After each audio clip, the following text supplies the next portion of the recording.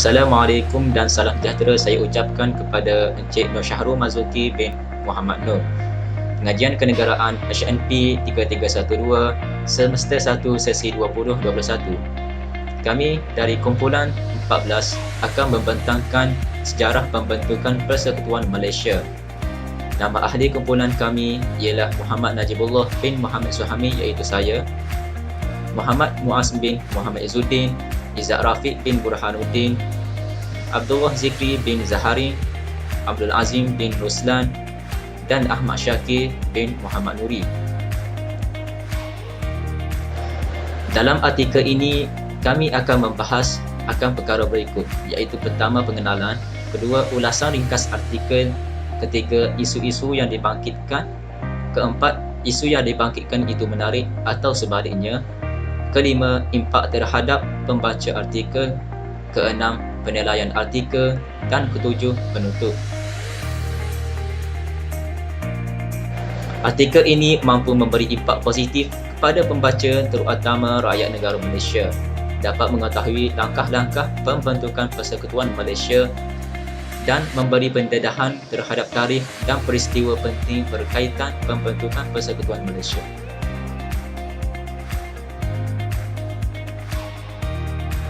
Malaysia adalah sebuah negara persekutuan yang dibentuk daripada beberapa wilayah yang berasingan sebelum wujudnya negara ini. Persekutuan Malaysia terbentuk apabila Persekutuan Tanah Melayu bergabung dengan wilayah-wilayah Borneo Utara, yakni Sabah, Sarawak dan Singapura. Artikel ini juga membincangkan tentang cadangan-cadangan awal pembentukan Persekutuan Malaysia serta faktor-faktor yang mempengaruhinya. Nama saya Izzat Rafiq bin Burhanuddin dan saya akan meneruskan perbincangan yang telah disampaikan oleh sahabat saya tadi. Okey, terdapat beberapa isu-isu di dalam pembentukan Persekutuan Malaysia. Antaranya ialah yang pertama, cadangan awal pembentukan Persekutuan Malaysia. Yang kedua, faktor-faktor pembentukan Persekutuan Malaysia. Dan yang ketiga, apakah reaksi penduduk Sabah terhadap pembentukan Malaysia? Dan yang keempat, cabaran Sabah ke arah pembentukan Malaysia. Okey, kita pergi kepada yang pertama, iaitu cadangan awal pembentukan Persekutuan Malaysia. Buat ulung kalinya, pernah dicadangkan oleh Lord Brassey pada tahun 1887. Dan kemudiannya, selepas Perang Dunia Kedua, Sir Malcolm Macdonald juga pernah mencadangkan hasrat yang sama, namun tidak mendapat minat dan sambutan di kalangan penduduk Tanah Melayu. Dan yang terakhir sekali, pada 27 Mei 1961, Tunku Abdul Rahman mencadangkan secara terbuka di khalayak ramai di satu sidang media dan mendapat satu perhatian yang umum oleh penduduk Tanah Melayu. Okey, apakah faktor-faktor pembentukan Persekutuan Malaysia? Yang pertama ialah aspek keselamatan. Disebabkan oleh keadaan Singapura yang pada ketika itu dikuasai oleh parti-parti yang berfahaman komunis, yang dipimpin oleh Lee Kuan Yew. Jadi Tunku Abdul Rahman bimbang akan keadaan ini. Yang keduanya ialah Tanah Melayu mempunyai banyak bahan mentah yang boleh dijadikan satu pendapatan utama negara. Dan yang ketiga, aspek keseimbangan kaum. Oleh kerana pada waktu itu Singapura memegang majoriti peratusan kaum, iaitu sebanyak 47% kaum Cina mengatasi kaum Melayu di Tanah Melayu. Jadi dengan pembentukan ini dapat menstabilkan semula populasi bilangan kaum. Dan yang keempat, mengeratkan hubungan sedia ada akibat penjajahan yang berlaku. Oleh kerana Tanah Melayu dan Sabah pernah dijajah oleh pihak yang sama, jadi mereka berkongsi satu kriteria yang sama. Okey, seterusnya, apakah reaksi penduduk Sabah terhadap rancangan pembentukan Persekutuan Malaysia? Pada awalnya mereka tidak bersetuju kerana menganggap ia adalah satu bentuk penjajahan yang baru. Maka satu pertubuhan dibentuk, iaitu Barisan Bersatu ataupun United Front, diwujud untuk menentang rancangan ini. Pihak Donald Stephen menganggap ianya adalah satu komplot yang diwujudkan oleh Tunku Abdul Rahman untuk menyelesaikan kepentingan peribadi beliau dengan Singapura. Okey. Seterusnya, pada akhirnya, selepas menghadiri persidangan Parlimen Commonwealth, Donald Stephen telah mengubah fikirannya dan bersetuju untuk menyokong rancangan ini. Parti-parti politik seperti ANCO dan juga ASNO yang dipimpin oleh Datuk Mustafa Harun, beliau bersetuju atas kesamaan agama. Dan yang ketiga, Parti Bersatu dan Parti Demokratik tidak mendapat satu kata yang putus. Mereka masih 50-50 dengan cadangan ini, iaitu tidak pasti. Cabaran ke arah pembentukan Persekutuan Malaysia, antaranya ialah tuntutan Filipina ke atas Sabah. Mereka mendakwa Sabah ialah kepunyaan Kesultanan Sulu, dan mereka menuntut kerana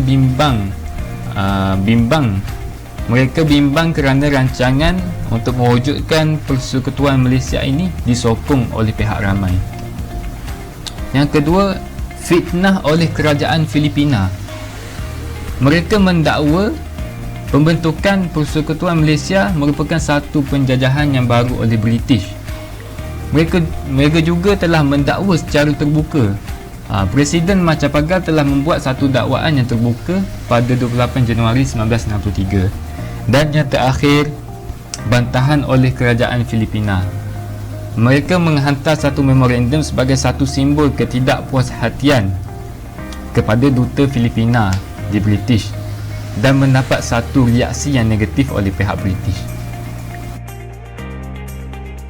Saya Abdullah Zikri bin Zaharin, nombor metrik ID2020109446. Dalam slide ini saya akan menerangkan tentang isu yang menarik. Antara isu yang menarik perhatian saya dalam artikel ini adalah yang di mana penglibatan Sabah dalam pembentukan Persekutuan Malaysia. Kita boleh lihat yang di mana Tunku mengemukakan pembentukan Persekutuan Malaysia adalah untuk menyelesaikan masalah ketidakseimbangan komposisi kaum orang Melayu dan Cina antara Melayu dan Singapura. Hal ini telah memerajatkan pemimpin dan parti politik dan mereka bersepakat untuk tidak bersetuju dengan pembentukan Malaysia. Antara pemimpin parti politik yang terkesan adalah Donald Stephens yang menubuhkan United National Kadazan Organisation, dan beliau juga menganggap ini adalah satu bentuk penjajahan yang baharu yang digunakan untuk menghentikan penjajahan British. Antara sebab lain juga, kekhawatiran mereka dalam jawatan pentadbiran di Sabah akan diambil alih oleh orang Melayu Semenanjung, yang di mana mereka risau akan segala tampuk pemerintahan di Sabah akan dipenuhi dan dimonopoli oleh kaum Melayu Semenanjung. Yang korang terkesan daripada cadangan Tunku, pemimpin dari Borneo telah membentuk satu barisan bersatu iaitu United Front pada Julai 1961 untuk mencabar rancangan Malaysia. Beberapa wakil dari Barisan Bersatu telah dijemput oleh pihak British untuk menghadiri persidangan Persatuan Parlimen Commonwealth yang ke-8 di Singapura bagi mewakili negeri Sabah dan Sarawak. Hasil daripada persidangan ini, ditebuhnya jawatan kuasa perundingan Perpaduan Malaysia, dan antara keputusannya ialah satu Suruhanjaya hendaklah dibentuk bagi mendapatkan pandangan rakyat Sabah dan Sarawak mengenai usul pembentukan Persekutuan Malaysia.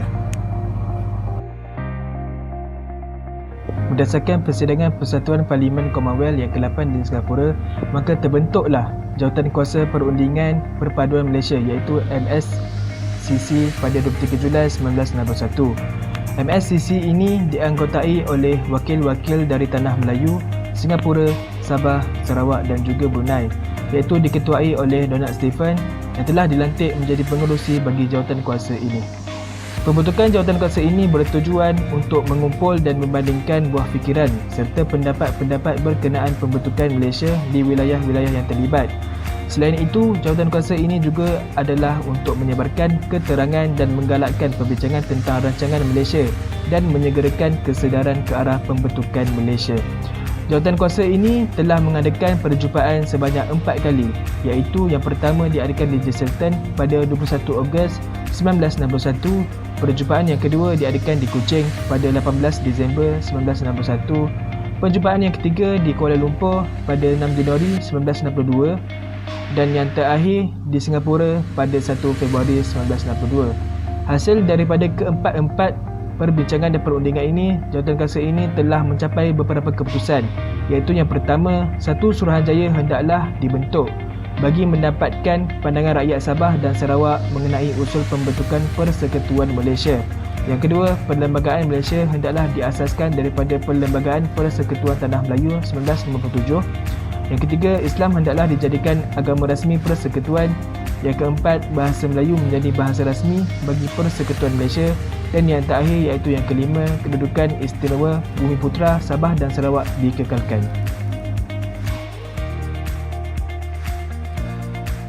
Okey, dalam slide ini akan diterangkan tentang Suruhanjaya Kobot.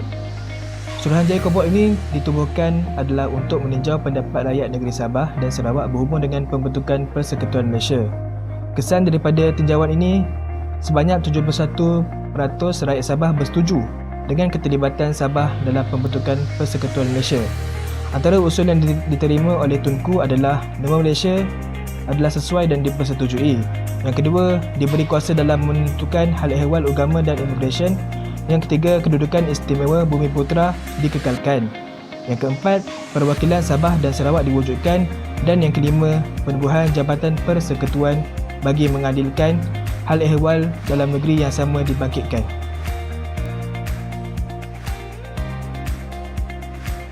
Hasil daripada tinjauan yang dibuat oleh Suruhanjaya Kobot, satu jawatankuasa yang dikenali sebagai jawatankuasa antara kerajaan iaitu JAK telah ditubuhkan pada Ogos 1962 seperti yang dilaporkan dalam laporan Suruhanjaya tersebut pada akta yang ke-6. Jawatankuasa ini telah dipengerusikan oleh Lord Lansdowne. Wakil dari Sabah yang menjadi anggota dalam jawatankuasa ini ialah Donald Stephen dan Datuk Mustafa Datu Harun. Jawatankuasa ini ditubuhkan untuk mengkaji peruntukan perlembagaan yang berkaitan dengan penyertaan Sabah dan Sarawak dalam pembentukan Persekutuan Malaysia. Dalam hal ini, Sabah telah mengemukakan satu memorandum yang dinamakan sebagai 20 perkara yang bertujuan untuk melindungi hak dan kepentingan Sabah. Berdasarkan memorandum yang dikemukakan, JAK telah mengesyorkan perkara-perkara yang penting, antaranya iaitu Islam dijadikan agama rasmi persekutuan dengan pengecualian ke atas Sabah dan Sarawak. Selain itu, bahasa Melayu menjadi bahasa kebangsaan persekutuan, tetapi bahasa Inggeris masih boleh digunakan sebagai bahasa rasmi di Sabah dan Sarawak. Sistem pendidikan diletakkan di bawah kawalan kerajaan pusat kecuali Sabah dan Sarawak. Sistem di kedua-kedua negeri ini masih dikekalkan di bawah kawalan kerajaan negeri sehinggalah Majlis Negeri Pemindanya.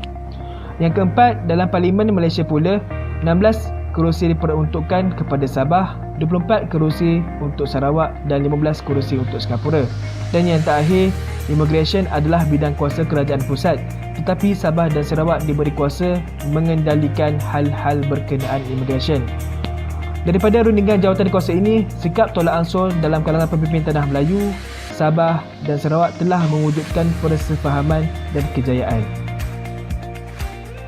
Seterusnya, saya akan membincangkan berkenaan dengan impak terhadap pembaca. Pada pendapat saya, artikel ini telah mengubah dan memberi banyak kesan yang positif terhadap cara saya berfikir tentang perkara-perkara yang dibangkitkan dalam artikel ini. Antara isu yang telah membuka minda saya adalah ketokohan yang dipamerkan oleh Perdana Menteri Malaysia, iaitu Tunku Abdul Rahman dalam memperjuangkan penubuhan Persekutuan Malaysia. Ini dapat dilihat apabila Tunku Abdul Rahman sedaya upaya memikirkan cara untuk memerdekakan Tanah Melayu, Singapura, Sabah dan Sarawak melalui pembentukan Persekutuan Malaysia, yang mana pembentukan ini akan membawa kebaikan bukan sahaja kepada Tanah Melayu, bahkan membawa kebaikan kepada Singapura, Sabah dan Sarawak. Selain itu, antara perkara yang menarik perhatian saya juga adalah keteguhan pendirian negeri Sabah dalam menjaga hak kedaulatan negeri. Pada kemuncak sebelum termeterainya Persekutuan Malaysia, Filipina telah mendakwa bahawa Sabah merupakan hak milik negara mereka. kononnya ia adalah hak Sultan Sulu dan Sabah hanya dipajakkan dengan bayaran sebanyak $5,000 setahun. Namun, dengan pendirian yang teguh yang ditunjukkan oleh Sabah telah menafikan perkara tersebut. Selain itu juga, perkara-perkara yang telah membuka minda saya adalah berkenaan dengan kesedaran rakyat Sabah dan Sarawak terhadap kepentingan penubuhan Persekutuan Malaysia. Perkara ini jelas apabila Suruhanjaya Kobalt mendapati bahawa sebanyak 71% rakyat daripada Sabah dan Sarawak bersetuju dengan penubuhan Persekutuan Malaysia ini, yang mana mereka akan dapat menuju kepada kemajuan dan kemodenan yang selari dengan perkembangan semasa dan merasai kemerdekaan seterusnya, hidup aman dan harmoni daripada penjajah. Seterusnya, peranan British dalam pembentukan Persekutuan Malaysia juga telah membuka minda saya berkenaan perkara ini. British telah memainkan peranan yang cukup baik, antaranya apabila Sabah menerima tuduhan daripada Filipina bahawa negeri itu adalah milik negara Filipina. Namun pihak British tidak bersubahhat, bahkan pihak British tidak mahu mengakui kedaulatan Filipina ke atas Sabah. British juga telah menerima permohonan Perdana Menteri Malaysia untuk memerdekakan tanah Melayu, Singapura, Sabah dan Sarawak. Akhir sekali, pemimpin yang berjiwa rakyat. Perkara ini jelas ditunjukkan oleh Donald Stephen. Seperti yang kita faham, cadangan pembentukan Persekutuan Malaysia pada awalnya ditentang hebat oleh pemimpin dari Sabah itu dan juga oleh beberapa pemimpin yang lain, sehingga mewujudkan satu persatuan yang dipanggil Barisan Bersatu atau United Front, semata-mata untuk mencabar usaha ke arah pembentukan Persekutuan Malaysia. Pada awalnya mereka menentang kerana mengatakan bahawa rancangan tersebut adalah satu bentuk penjajahan baharu. Namun Donald Stephen, iaitu pemimpin daripada Sabah ini, telah bertukar pandangan ketika menghadiri persidangan Parlimen Commonwealth. Donald Stephen berpendapat bahawa pembentukan Malaysia ini merupakan peluang untuk kaum Kadazan untuk menjadi bangsa yang berjaya di Sabah dan dapat mencapai pelbagai kejayaan dalam bidang yang insya-Allah akan menjadi kenyataan. Sekian. Seterusnya, saya akan membincangkan tentang kekuatan serta kelemahan artikel ini. Kekuatan artikel ini ialah isi kandungan artikel ini disusun dengan kemas dan teratur. Seterusnya, isi kandungan artikel ini dilengkapi dengan faktor-faktor kejadian pembentukan negara Malaysia. Fakta yang dikemukakan dalam artikel ini disertakan dengan rujukan. Kesimpulan yang dibuat pada akhir artikel ini pula mudah difahami dan jelas. Kelemahan artikel ini pula ialah kurang daya tarikan pada gaya bahasa dan penulisan. Ini membuatkan pembacaan artikel ini kelihatan agak membosankan. Seterusnya, isu yang sama dibangkitkan, iaitu isu mengenai pembentukan negara Malaysia ini tidak lain dan tidak bukan hanyalah bentuk penjajahan baharu terhadap negeri Sabah.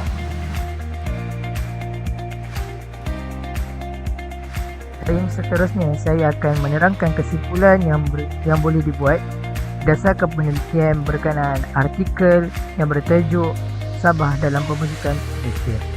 Jadi sebagaimana yang kita tahu, membentuk sebuah negara ini bukanlah mudah, kerana memerlukan banyak pengorbanan dari segi tenaga, wang ringgit dan masa.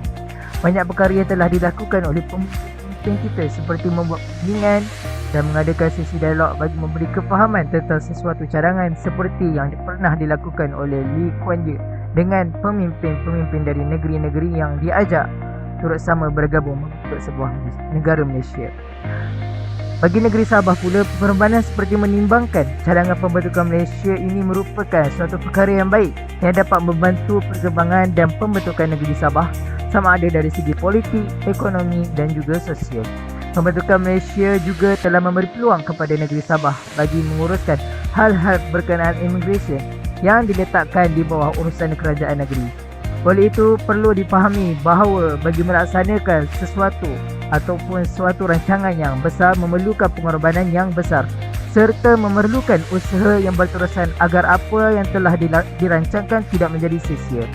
Dalam pembentukan Malaysia ini sendiri, masalah antara kerajaan pusat dan negeri juga sering berlaku seperti apa yang pernah terjadi antara Singapura dan kerajaan pusat sehinggalah keputusan telah diambil bagi menggugurkan Singapura dari Persekutuan Malaysia pada tahun 1965. Jadi itu saja daripada saya. Sekian, wabillahi taufiq wal hidayah. Assalamualaikum warahmatullahi taala wabarakatuh.